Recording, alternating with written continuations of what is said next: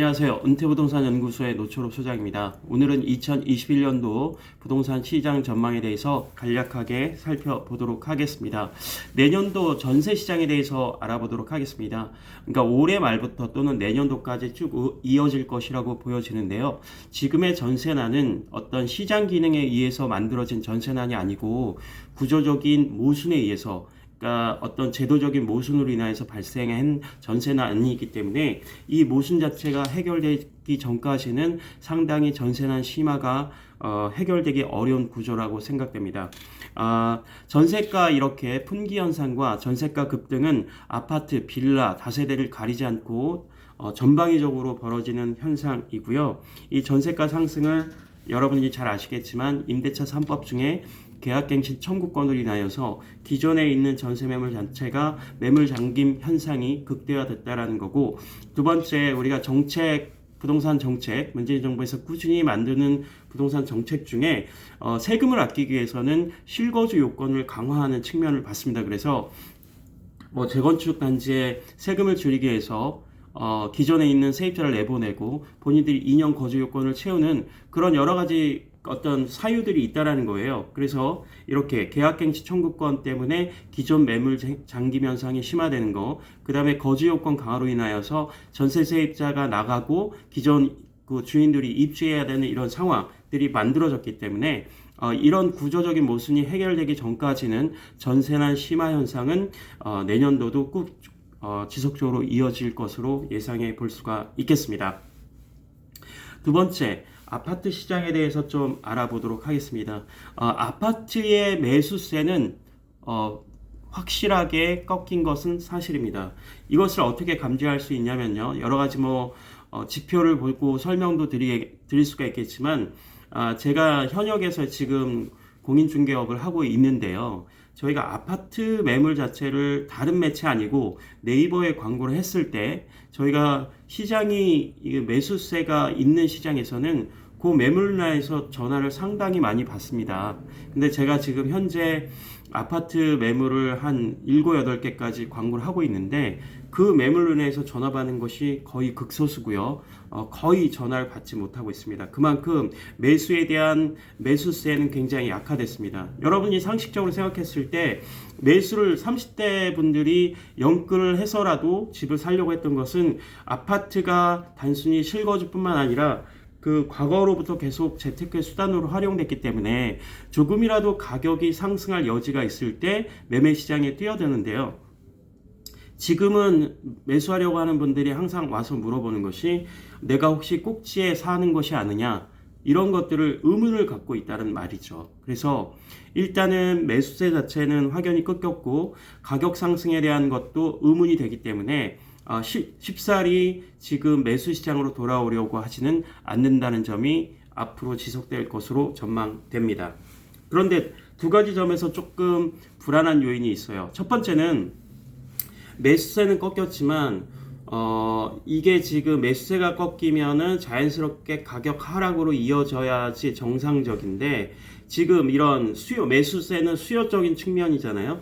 근데 공급적인 측면에 있어서도 공급량이 줄어들고 있다라는 거죠.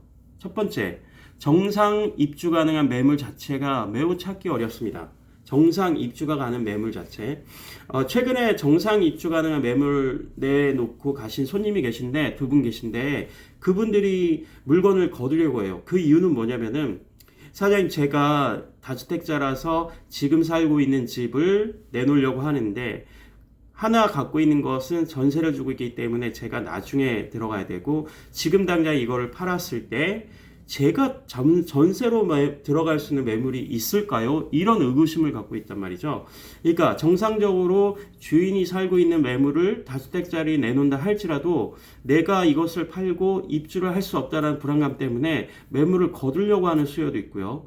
그 다음에 혹여나 정상 입주 매물을 거래하더라도 잔금 기간을 5개월 이상 길게 늘려달라고 하는 수요가 많아졌다는 점입니다. 그래서 정상 가능한, 입주 가능한 주인들이 살고 있는 매물 자체도 부족한데 그분들이 지금 매물을 계속 내놓을지 말지 이러한 전세 시장이 매우 어렵기 때문에 고민하고 계시다는 점 한번 고려해 보시고요. 두 번째는 다시 한번 계약갱신 청구권을 소환해야 되는데, 계약갱신 청구권, 즉 전세 세입자가 들어가 있는 매물 자체는 무늬만 매물이라는 거죠. 정상적인 매물이 아니고 실제 시장에서 외면받고 있습니다. 전세 세입자가 들어가 있는 물건이 계약을 해서 우리가 입주한다고 했는데 계약갱신 청구를 행사해버리면 언제든지 이 불확실한 지위에 처하기 때문에 매수하려고 한 사람들이 꺼린다는 겁니다. 그래서 시장에서 외면받고 있어서 이 두 가지, 정상적인 매물이 절대량이 줄어들고 있다는 점, 두 번째는 계약갱신 청구권이 끼어있는, 즉 전세 세입자가 들어있는 물건 자체가 외면받고 있다는 점, 요 공급적인 측면에서도 매우 불안하다는 점입니다. 즉 수요도 떨어졌지만 공급도 떨어졌어요. 그래서 시장에 크게 문제가 되지 않지만, 만약에 수요가 살아나면 공급량이 줄어든다는 것은 시장 자체가 언제라도 다시 한번 되살아날 수 있는 불안감을 내재하고 있다는 점이 특징이라고 볼 수가 있겠습니다. 그래서 아파트 시장은 정리해서 말하면 매수세는 확실히 꺾였다. 그런데 공급량 자체도 줄어들고 있어서 언제든지 시장 불안이 재현될 가능성을 내포하고 있다. 이렇게 시장 전망을 해드리도록 하겠습니다. 세 번째, 빌라 다세대 시장에 대해서 좀 알아볼게요. 빌라 다세대 시장, 여러분 문재인 정부에서 지속적으로 추진해왔던 정책은 보유세 강화 정책입니다. 최근에 여러분들이 아시다시피 충격적으로 받아들이는 뉴스가 보유세 로드맵에서 90%까지 공시가격 현실화를 했을 때 지금 내고 있는 보유세 적어도 3, 4배 이상은 더 내신다는 거에서 충격을 받지 않으셨습니까? 뿐만 아니라 정부는, 저는 개인적으로 보유세 강화를 하더라도 거래의 숨통을 틔워주기 위해서, 퇴로를 열어주기 위해서는 거래세를 인하해야 된다고 여러 번 말씀드렸는데요. 그럼에도 불구하고 다주택자들의 그 거래세 인하는 아직 없고요. 오히려 다주택자들의 중과 부분이 남아있기 때문에 사람들의 선택지가 매우 줄어들고 있습니다. 다주택자들이 이러한 보유세 부담과 양도세 중과 때문에 집을 팔고는 싶은데, 팔았을 때 특히 이제 내년 6월 전까지 팔고자 하는 수요들이 생기고 있는데, 그러다 보니까는 여러분들이 상식적으로 내가 다주택자인데 뭐 아파트만 4채를 갖고 있는 경우는 드물고요. 대부분 뭐 아파트 2채, 빌라 다세대 이렇게 섞여 있단 말이죠. 그러면 그분들이 먼저 정리할 대상으로 찾는 게 무엇이겠습니까? 바로 빌라 다세대를 시장에 내놓고 있다라고 말씀드렸습니다. 그것 때문에 내년도 빌라 다세대 시장은 매물이 적체될 확률이 상당히 높습니다. 지금도 빌라 다세대 매물이 쌓여 있지만 쉽게 매수에 나서지 못하고 있습니다. 내년도 빌라 다세대 시장은 이렇게 더 어려워질 가능성이 많습니다. 여러분 그 점을 유념하시길 바라겠습니다. 결론적으로 이렇게 되면 내년도 부동산 시장은 어떻게 될까요? 첫 번째 아파트 시장과 빌라 다세대 시장의 양극화가 심화될 것으로 예상됩니다. 지금도 아파트 쏠림 현상이 큰데 이 서민들이 대체제로 취득했던 빌라 다세대 시장이 더 외면받을 가능성이 크다라는 점이 예측되고 있습니다. 다소 서민들의 대체 상품으로 취득했던 빌라 다세대의 그 어떤 가격 하락과 어떤 부실의 문제가 생길까봐 다소 걱정이 되는 시점입니다. 뿐만 아니라 이렇게 그 주택수를 늘려서 하는 투자가 막히다 보니까 이런 경우에는 인기지역, 즉 지방과 수도권, 그 다음에 수도권 내에서도 서울과 경기권, 그 다음에 이제 지역별 호재 요인에 따라서 이 지역적 차별화가 심화될 것으로 예상이 됩니다. 그래서 저는 내년도 부동산 시장이 굉장히 지금은 단기적으로 시장이 꺾이면서 조금씩 어려워지고 있는데 내년도 부동산 시장을 이렇게 밝게 예측하기가 어려울 것 같습니다. 이제 그 영상의 말미에 그 몇 가지 그 얘기를 좀 더 추가를 하려고 하는데요. 말씀드렸다시피 지금 아파트와 빌라 다세대의 양극화가 심화되는 어떤 과정 가운데 있는데 최근에 신축 분양 시장을 한번 잠깐 얘기를 해보려고 합니다.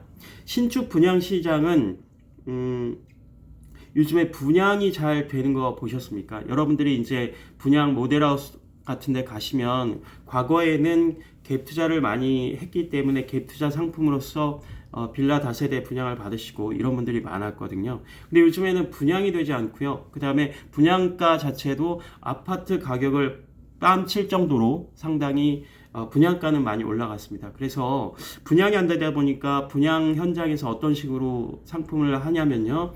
전세가를 분양가에 거의 유사한 수준까지 끌어올려서 전세를 맞추고 있습니다. 그러면 그런 것들을 전세를 받은 사람들은 어떻게 되겠습니까? 바로 깡통 전세의 위험성을 내포하고 있다는 점이죠. 신규 이런 빌라들을 전세로 들어가신 분들에게는 깡통 전세의 위험성을 내포하고 있다는 점 기억하시고, 여러분들이 신축을 접근할 때는 상당한 조심을 가지고 접근하시길 바라겠습니다.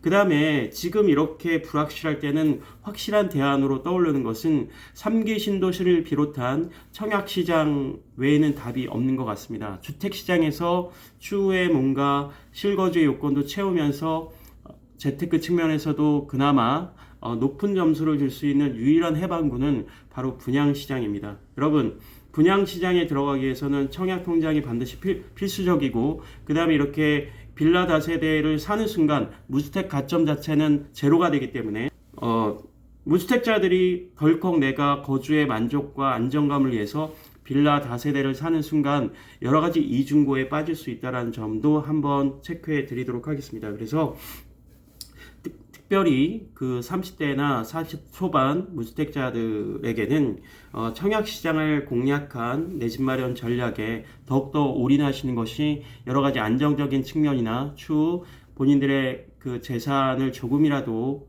까먹지 않고 재산을 조금이라도 증식하는데 도움이 될 수 있는 유일한 대안이 될 수 있다라고 말씀드리겠습니다. 예, 오늘 이렇게 2021년 부동산 시장 전망 해봤습니다. 제 의견은 참고의 의견일 뿐입니다. 그 다음에 이렇게 시장 예견 자체는 항상 들어맞지 않는 경우가 훨씬 더 많고요. 그리고 서로 이렇게 시장에 대한 의견을 나눔으로써 서로의 의견을 한번 들어보는 것만으로도 뭔가 의미가 있는 것 같습니다. 오늘은 여기까지 하겠습니다. 감사합니다.